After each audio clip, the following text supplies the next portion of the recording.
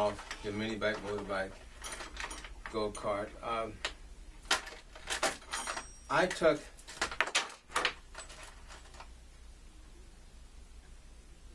this is like a washer I took off of a bike, and I got another small washer here and put the two together. The one that comes off the bike kind of bulged out some. I don't know if you can see it, but what I did was once I had my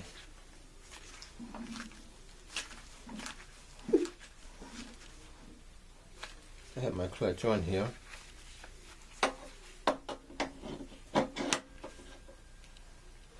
and had taken get it screwed down. These two hexes in the back, those tight. Took it's like a washer from a bike, and another flat washer here, and took my bolt,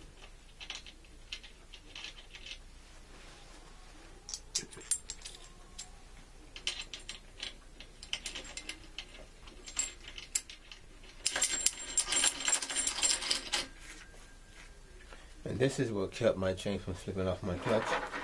This is a number 13 chain. But before I put these two washers on here, the chain kept popping off the clutch for whatever reason. And also, as far as the sprocket, you will have to have you have to use another sprocket, but something that's round and has holes in it to match the holes in your sprocket.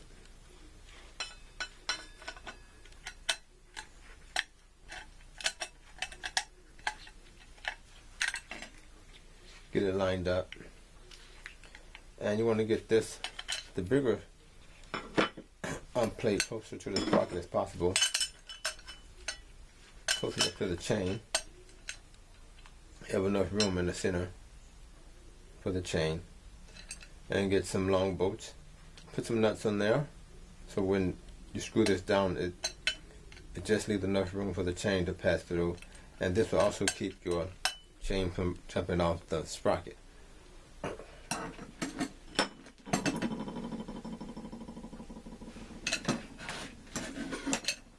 We have a smaller sprocket. You can find something else. This is a rotor for a moped. You match up the holes and get them drilled in to match each other. And you put your bolt and screw in there, just enough room for the chain to pass through, and bolt it on. Should look something like that. Turn it sideways. Have your bolts in place, and put your sprocket on top. It should slide right over those. You might need to add another set of nuts.